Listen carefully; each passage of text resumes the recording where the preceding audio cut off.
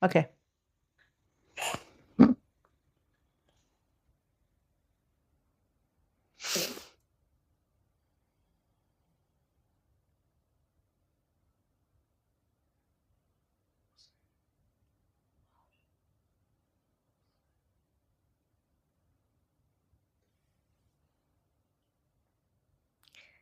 Dober večer, dragi moji. Srečno novo leto vam želim. Danes se vam javljam iz čisto posebnega kraja, s potovanja, in vas vabim k sodelovanju in hkrati tudi povabim, da, ali pa drugače, vam zastavim eno vprašanje. Kje sem? Dam vam par smernic. Ena smernica je, da se je tukaj rodil nekdo, ki ga pozna cel svet. In druga smernica, da je napisal Biblijo ljubezni, ki jo tudi pozna cel svet. Tisti, ki bo prvo ugotovil, mu poklanjam branje zapisa duha. Zato tisti, ki že veste, čim prej napišite, ker boste lahko izbrani za to, da boste dobili darilo, brezplačen zapis duha, oziroma darilo duha, no, branje duha. Torej, vaše pa je, da napišete, v kateri državi sem. Ker se danes in nekaj dni že dobesedno crkljam v teh čudovitih energijah, vam želim, da ste tudi vi deležni tega, da tudi vi začutite ta poseben, če temu rečem, posebno vibracijo, ker tukaj so določeni zapisi živi, ne glede, da prav v tej državi se trenutno še vedno dogajajo ne preveč lepe stvari, pa vendar vas vabim, da se danes posvetimo lepim stvarem, da se posvetimo tistemu, kar bi lahko rekla, da je tukaj glavno izročilo. In to je izročilo ljubezni, izročilo tega, da se povežemo kot bratje in sestre. In zelo si želim, da bi tudi vi, ki ste danes z mano v oddaji čutili, da ste del enega velikega bratstva. In da to bratstvo je posebno potem, ker v srcu čutimo, da smo povezani in da nekako strmimo k nekim višjim vrednotam tega sveta. Naj vam povem, da na teh krajih je ta informacija, ki je zapisana, bila toliko in toliko časa nazaj, zelo živa in te preprosto spremlja.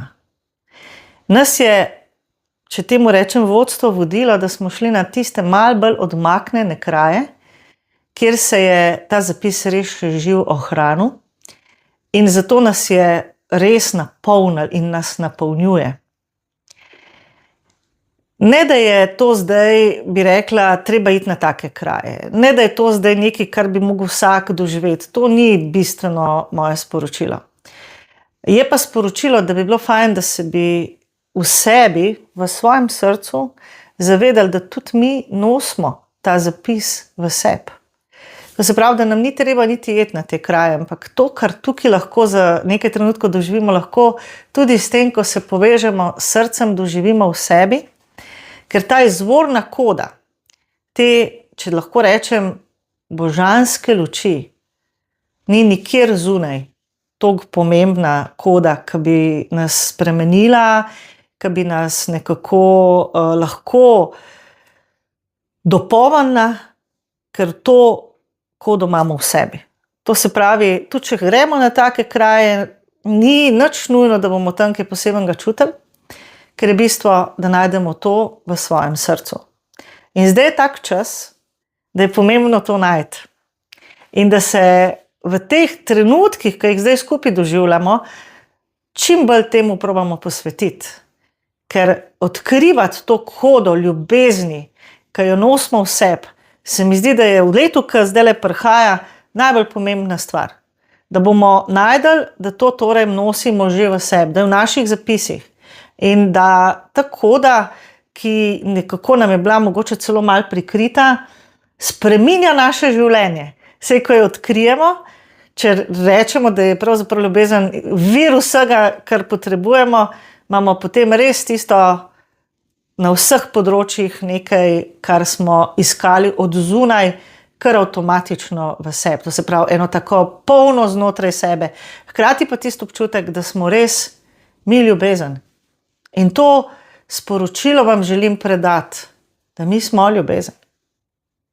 In zato posebno, če je duša malo bolj tako, če rečem, zrela ali pa stara, no, tako, zelo težko najde enega človeka, partnerja, z drugo besedo zunaj sebe, ki bi bil kompatibilen, ki bi bil mogoče, kakor je danes zelo velika želja najti dušo dvojčico, ali pa druge tudi besede so, kot so dušni plameni in podobno. Skratka, želim vam, da iz vašega srca preberete to kodo, da se spustite znotraj njega, znotraj svojega srca in da to živite. Ker to je nekaj najbolj norega, kar se vam res lahko v življenju zgodi. To je tista res velika sprememba, ker prej karkoli smo iskali, karkoli smo na nek način probali najti v tej smeri, je bilo samo malo, tako, za kratek trenutek. To je pa res tisto, kar je potem stalno in večno. In večkrat me ljudje vprašajo, kako priti do tega, ker je to mogoče malo bolj globoko v nas. Ne? In če smo živeli na eni taki površini, pa se sprašujemo, kako pa zdaj res prideti tja noter, ker je potem tudi tako, kot recimo je kraj, zdaj ne bom povedala točno, kjer je kraj, ne? Ampak to se pravi, kot je tukaj kraj, kjer se je naš, če temu rečem, brat rodil. Ne? In zato, če je ta kraj v nas, ne? In če ta kraj v nas predstavlja ta prostor, kjer je dobesedno tempelj, ja, potem je najprej treba potrkati na ta tempelj. In kdo je tam noter v tem templju? Je ta naš duh, ki nam bo odprl. To se pravi, mi kot duša prihajamo v naš tempelj, v prostor, kjer že obstaja naš duh. In zato je ta čas, ki ga zdaj skupaj doživljamo, malce zahteven, ampak je pa lep. Ravno zaradi tega, ker je toliko časa bilo potrebno, da smo čakali na to združitev.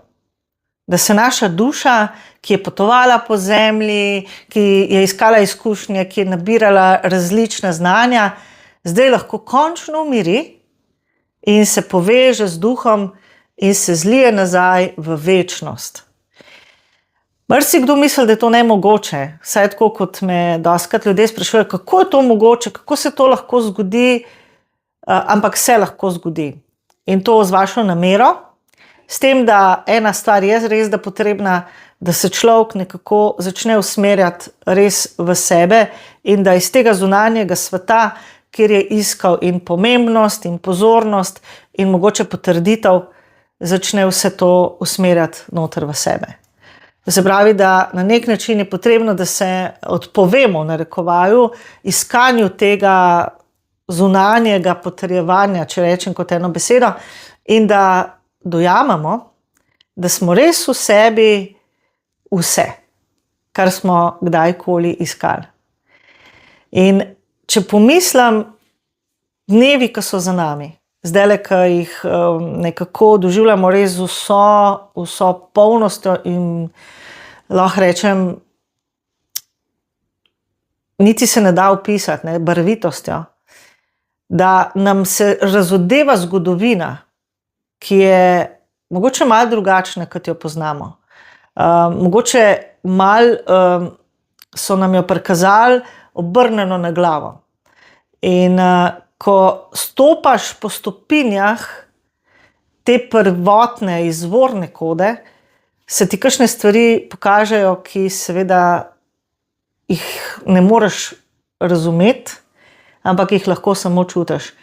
In ena od teh stvari, ki mislim, da lahko rečem, da mi je najbolj pustila vtis, je to, da božanstvo, ki se lahko tudi v vsakemu nas prebudi, je toliko blago, toliko nekako razumevajoče do nas, do tega našega, če temu rečem, človeškega jaza, da nobenega od nas ne obsoja, ne sodi, ne obtožuje. In vsakemu daje priložnost, da se res obrne nazaj, tudi to se pravi kam, nazaj v nekem smislu, nazaj na pot, ali nazaj k Bogu, ali nazaj v luč, kakorkoli vam je to lažje ali pa bolj pravi izraz za vas. In tudi, če je bila pot, ki smo jo prehodili, za nas zahtevna in se zaradi te poti, ne vem, obsojamo ali pa se nam zdi, da je bila mogoče celo napačna, ko enkrat stopimo pred obličje božanstva, dejansko tukaj ni več tistega, zakaj se mi je to zgodilo, a se mi je res mogel, kdo me bo zdaj tukaj za to obsojal, kaj moram zdaj narediti, da bom spet lahko dobil ljubezen in podobno, tako kot se človek recimo sprašuje. To ne obstaja. Ker dejansko, vsaj jaz sem doživela to notranje čutenje, kaj res pomeni prilika izgubljenega sina. Ker v bistvu to je ta naš človeški jaz, ki išče vse okrog in ko enkrat ugotovi, da zunaj ni nič najdu, ko enkrat res pride k temu očetu, ki je torej naš veliki duh, ta naš veliki duh oziroma božji duh, če tako rečem, reče, seveda, moja hči, moj sin, pridi, da te objamem. Sej vem, kako ti je bilo težko, ko si bil zunaj, ko si iskal, ko nisi imel hrane, ko nisi imel ljubezni, ko nisi imel ničesar. In zdaj, ko si se vrnil, odprto ti je Božje kraljestvo, samo vstopi v njega.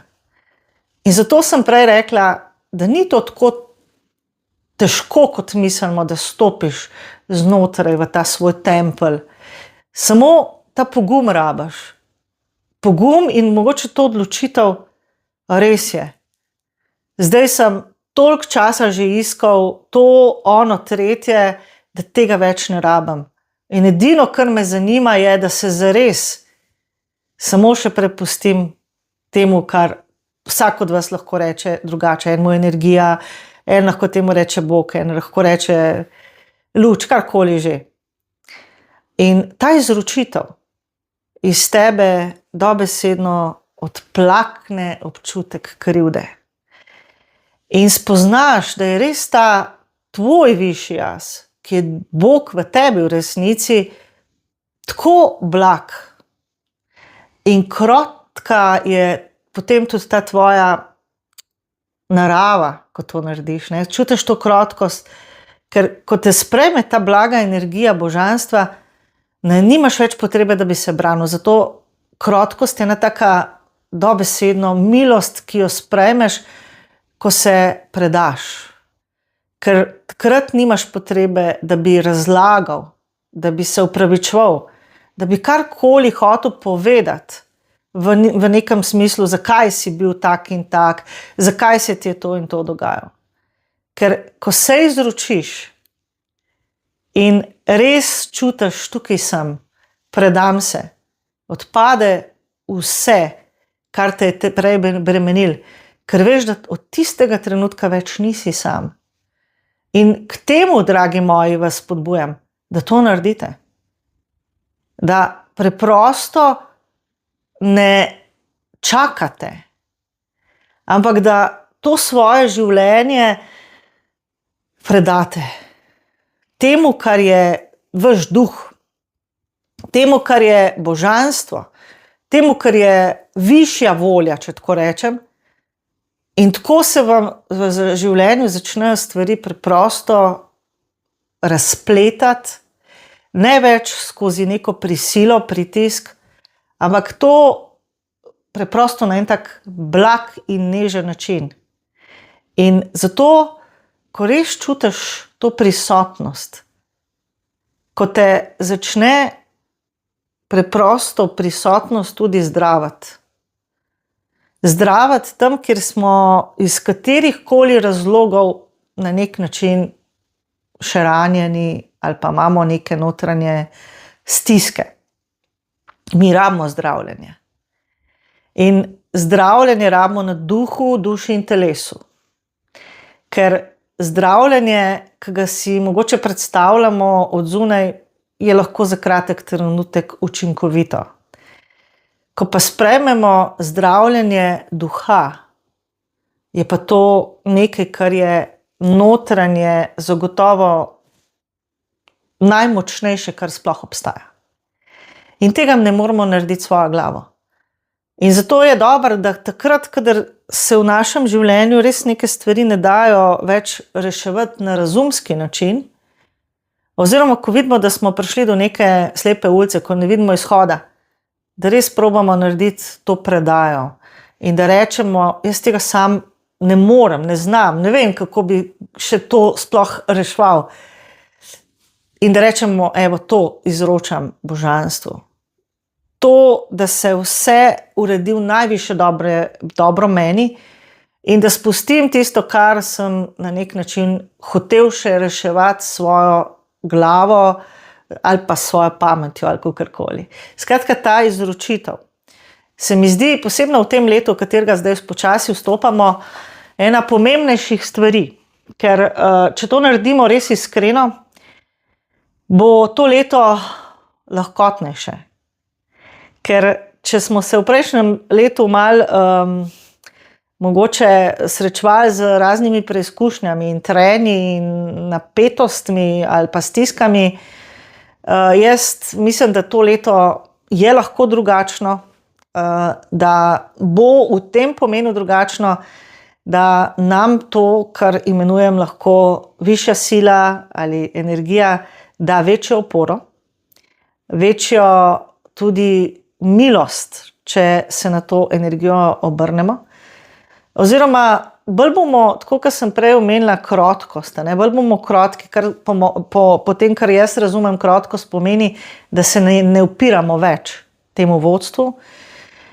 Bolj bomo preprosto peljani v to novo, drugačno življenje, ki ga na nek način vsi sanjamo, si ga želimo. Saj jaz ne poznam človeka, da bi si želel prav, da bi naprej še šli čez take težke čase. Nekako je to hrepenenje, a bo že kdaj boljš, a se bomo že sprostili, a bomo enkrat normalno živeli, a bo življenje malo lepše. Velikrat, saj mi se tukaj v našem krogu to velikrat vprašamo. In jaz v to verjamem, da smo na poti tega drugačnega, ne samo življenja, ampak tudi čutenja. In da je ta čas zdaj za nas. Seveda ta prehod iz tega stanja duše, v katerem smo se lahko nahajali vrsto življenj, v stanje duha, je nek proces, ki se ne zgodi od danes do jutri, ampak je pa proces, ki je neizogiben. Pravzaprav drugega nam ne preostane, kot da stopimo čez to včasih seveda prepreko, kar je naš razum, in pa to, da hočemo imeti vse pod kontrolo. Ker ta pot, na katero ste povabljeni, da stopite, je pot, kjer nekako kontrola več ne pride v poštev. Ker marsikdo želi imeti vse popredalčkan in razumeti in imeti tudi vplivo. Ta pot je pa preprosto taka, da je odvisna od našega zaupanja. Bolj zaupamo v to, da nas vodi nevidna roka, bolj gre gladko ta pot. Vkolikor jo hočemo kontrolirati in jo razumeti, se nam začenjajo stvari zatikati. Zato, ker to je, najlažje vam opišem, da je to tako kot ena taka reka, ki preprosto teče, če ji dajemo možnost, da teče. Če pa se postavljamo proti toku, pa seveda samo naletimo na ene čist fizikalne zakone in to so upori. Nekaj, kar nas ovira. Zato v resnici blokade, ki jih največkrat čutimo do različnih področij našega življenja, nastajajo zaradi uporov. Zaradi tega, ker smo na ene stvari navajeni in jih delamo avtomatično, rutinsko. Zato pa se nam več ali manj stvari ponavljajo v enem podobnem ritmu in podobne izkušnje pritegnemo. Jaz, ko sem prebrala res že veliko dušnih zapisov, lahko rečem, da se življenja po določenih stvarih ponavljajo in da imajo neko rdečo nit. Da ni tako, ker včasih si kdo predstavlja, v enem življenju sem bil, ne vem, kralj, v drugem življenju sem bil berač, pa sem bil spet to, pa sem bil dober, pa sem bil slab in tako naprej. Po mojih izkušnjah, po tem, kar berem zapise, zdaj pa res že 25 let, je tako, da tiste duše, oziroma drugače bom rekla, da od vrste duše je tudi odvisno, kakšna življenja je duša, kakšne življenja ima za sabo. Nekatere duše so skozi preteklost doživljale več ali manj življenja, ki jih imenujem lahko suženjska življenja, ker niso imele kaj dosti možnosti odločati o tem, kaj bodo počele, s čim se bodo ukvarjale in podobno. Nekatere duše so imele malo več možnosti izbire in tudi različne duše obstajajo, to se pravi, niso vse duše enake. So duše, ki so, bom rekla, ki imajo v sebi luč, so duše, ki so malo drugačne in ki so pač drugače tudi nekako usmerjene ali pa imajo drugačne naravnanosti. In zato se dostikrat sprašujemo, kako je to možno, da niso vsi enaki, ker včasih preveč po sebi sklepamo, po sebi v resnici tudi ocenjujemo. In ko vidimo, da ljudje niso vsi enaki, je to za mnoge, tudi za mene osebno, lahko eno veliko razočaranje, ker se pa sprašujemo, kako je možno, da ta razmišlja tako in tako. To se vam je sigurno že zgodilo. Kako je možno, da ta dela to pa to? Odgovor je tak, da res nismo enaki. In božanskim dušam, tem, ki imajo v sebi božansko luč, je ena stvar zelo taka, bom rekla, podobno. Razmišljajo v tem, da gledajo človeka vedno dobro in v njem iščejo dobro in verjamejo dobro in jih taka razočaranja, ko vidijo, da je svet lahko tudi drugačen ali pa da svet pač ni enak, kot oni čutijo, zelo prizadanejo. Ker luč, oziroma duša, ki v sebi nosi luč, dejansko tako težko verjame, da obstajajo ljudje, ki so dejansko načrtno, tudi lahko slabo namerni, izkoriščevalski, ki pač nimajo dobrih namenov. Tudi meni se je to zgodilo, tudi jaz sem se mogla zelo velikokrat, žal na precej težkih izkušnjah naučiti, da tako je, da je taka resnica. Tudi jaz sem kačo, lahko rečem, gojila na svojih prsih.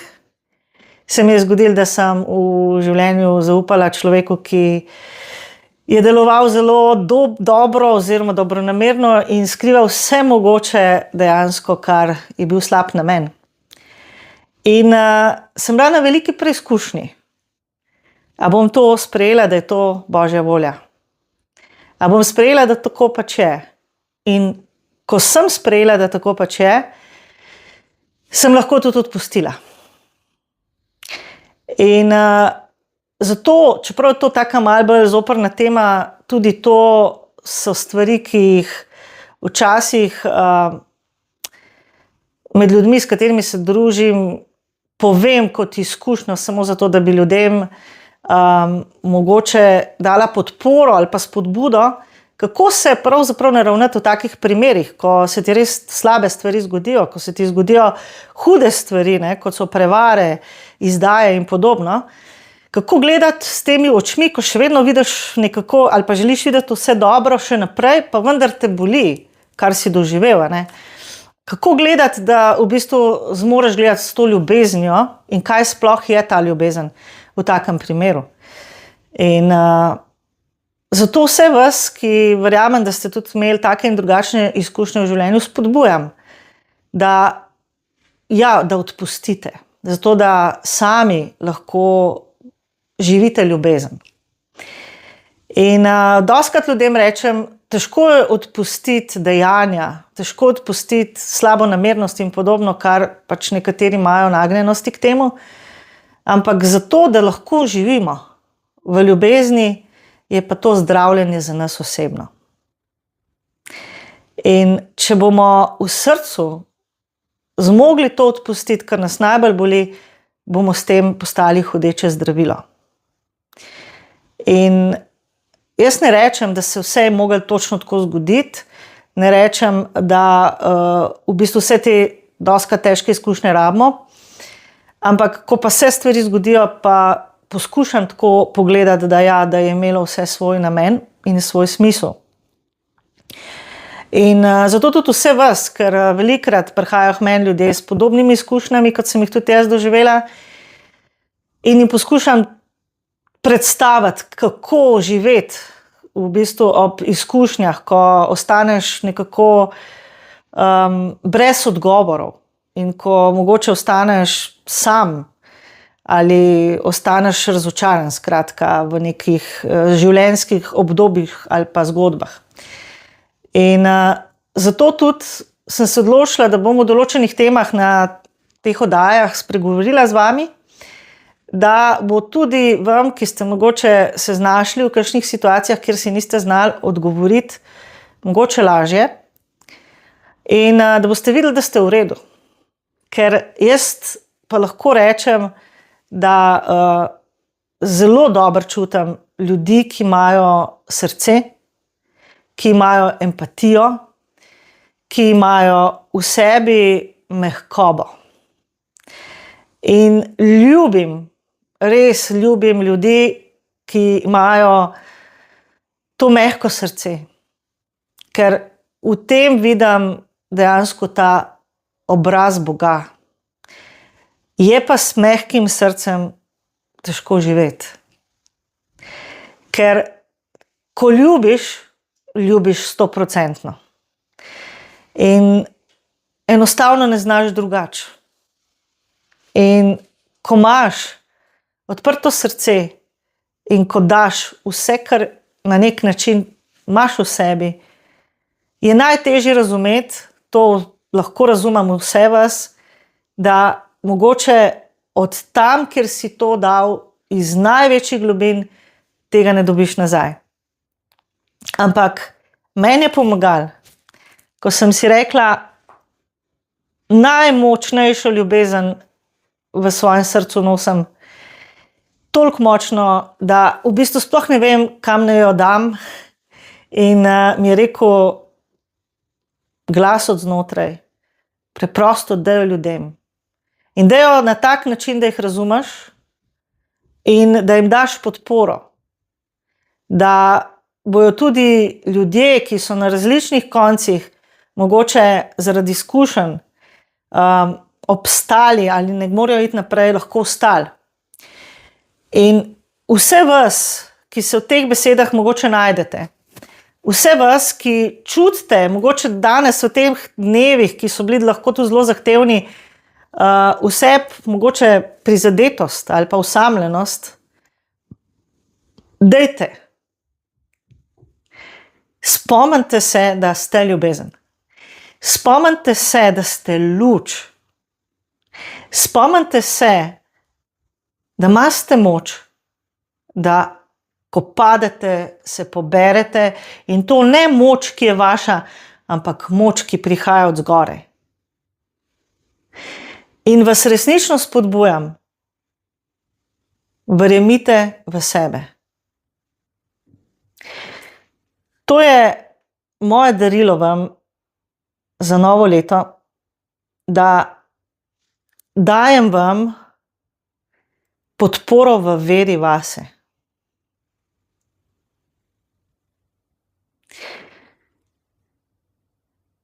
Zdaj vam bom dala smernico za novo leto in pa še nekaj, tukaj mi kažejo, da smo izbrali nekoga, ki je napisal komentar in bo dobil tudi osebno smernico za novo leto. In to je gospa Sonja Maček.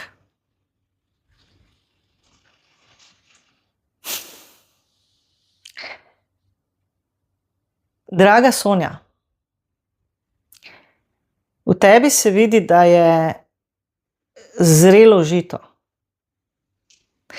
Nabrala si toliko izkušenj svojega življenja, da je v tvoji zakladnici ogromno biserov. Poglejte svoje bisere in jih sprejmi v srce. Ti biseri so biseri, ki so nastali tako kot pri školjki. Ker v školjki kamenček ustvari bolečino školjki in ker ona sama sebe na nek način liže, nastane iz tega kamenčka biser. In tako so tvoji biseri nastali tudi skozi bolečino, ampak hkrati z veliko vztrajnostjo, kot jo imaš, in z veliko vero v tudi, lahko rečem pri tebi, v Boga, se je nabralo teh biserov veliko in si bogata v duhu in zato to svoje bogatstvo živi. Ne se ga sramovati, sploh obratno. V tem letu ti želim, da se tega svojega bogatstva začneš zavedati in da to biserno ogrlico daš okrog vratu in da si ponosna na sebe in da si daš nazaj svojo vrednost. Čudovita si.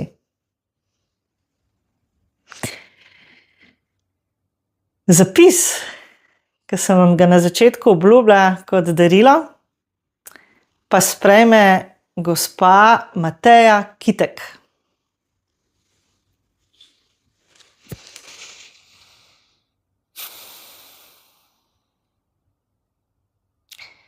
Zdaj pa še nekaj smernic za leto, ki je pred nami.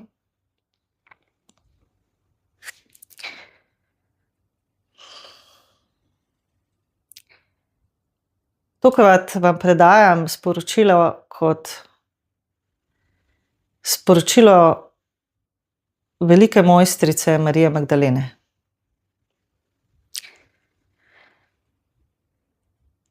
Ljuba duša, tu si, da se prebudiš. V tem letu je trenutek zate.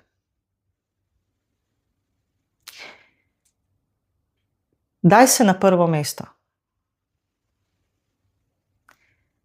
Stopi ti na svoj lastni pedestal in se zavej, da si izbrana. Začuti, da te je poklicala nevidna sila, ki te je pripeljala na to pot, da se zbudiš prav v tem letu, ki je pred tabo. To ni nekaj, kar se zgodi. To je nekaj, kar je rezultat tvojega dela. Zato si pripravljena, draga duša. Sprejmi v sebe Kristusovo luč.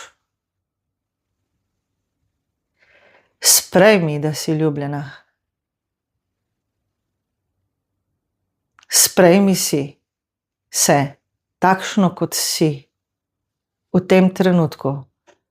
Tudi, če se počutiš v sebi ranjeno, sprejmi se.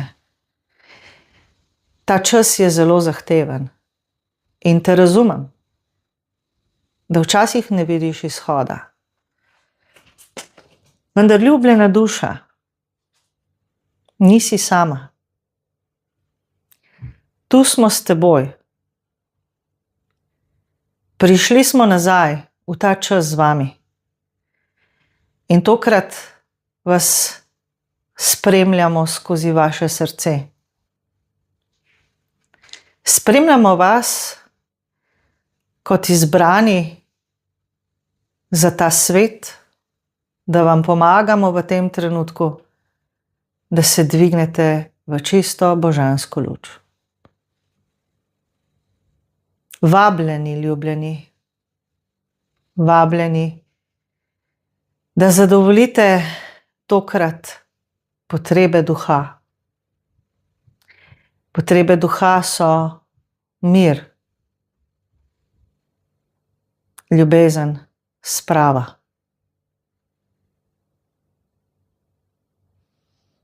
Ne bojte se, smo z vami, spremljamo vas. In v vaših srcih kjer je prostor za srečanje z nami, nas povabite. Tu se lahko z nami pogovarjate in prosite za pomoč. Niste sami. Dajemo vam božansko podporo, podporo resnice.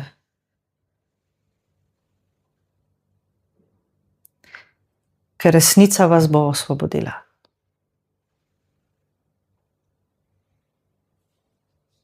Ljubim vas. Marija Magdalena.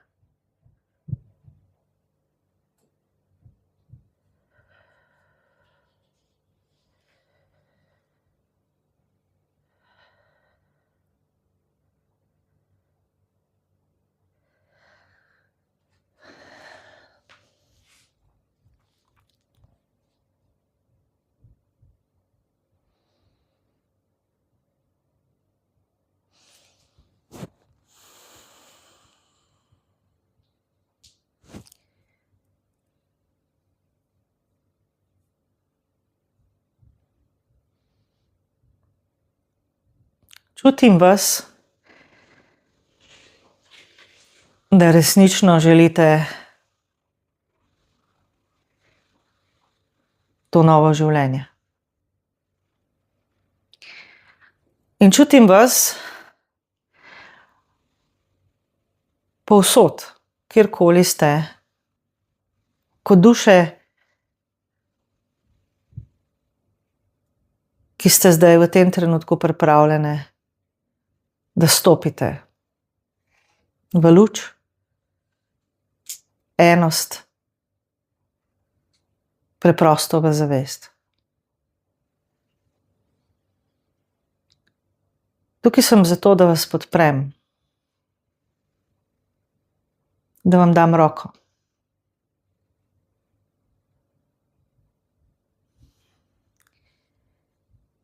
In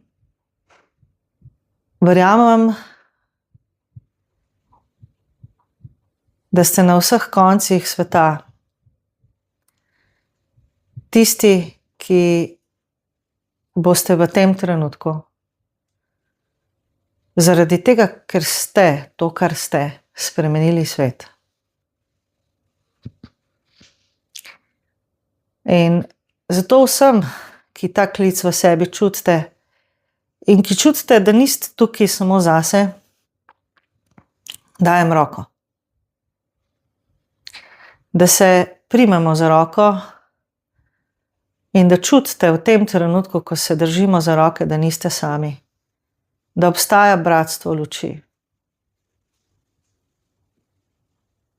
In želim, da čutite, da ravno zato, ker je v vas duh, imate moč. Moč, da naredite spremembo in moč, da se dobesedno osvobodite jarmov in verig trpljenja.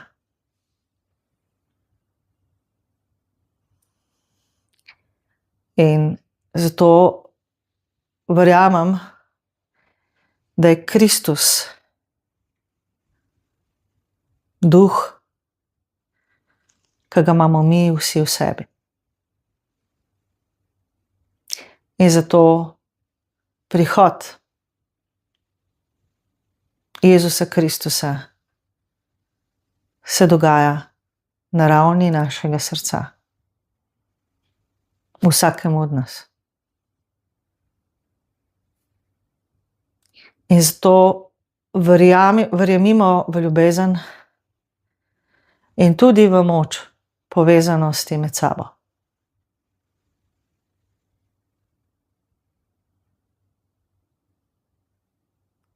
Imam vas rada.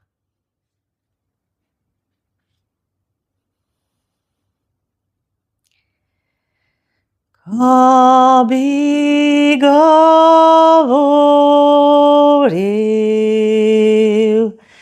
jezike angelske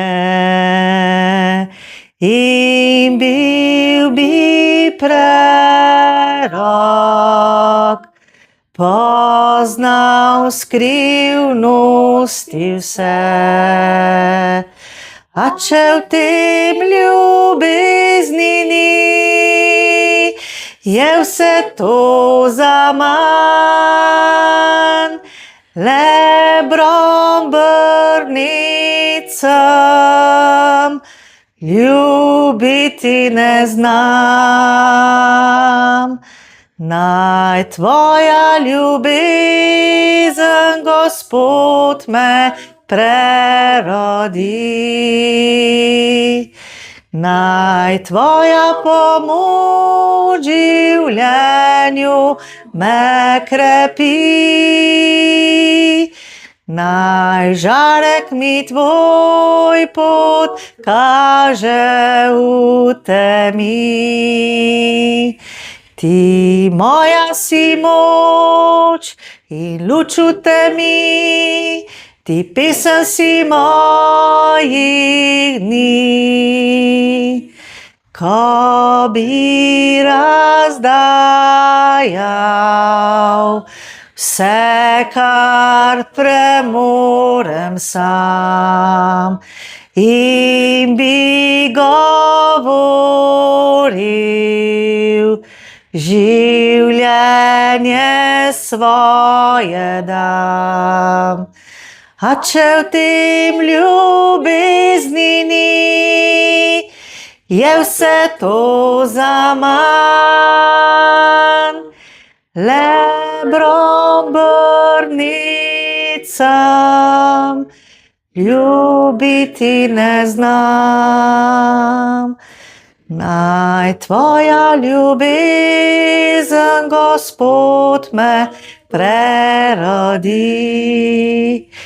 Naj tvoja pomoč življenju me krepi.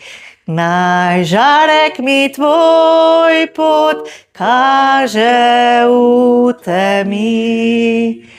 Ti moja si moč in luč v temi, ti pesem si mojih dni.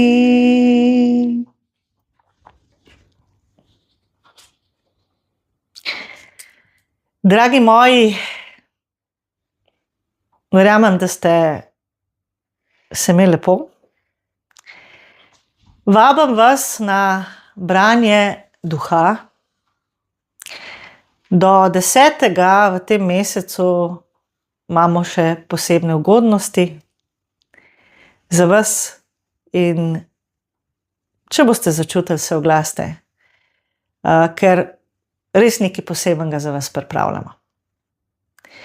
In te ugodnosti niso finančne, so nekaj posebnega, nekaj drugega, kar boste zvedeli, če se boste pač odločili, da pridete v stik in da naredite nekaj za sebe. Želim vam lep večer in vse dobro.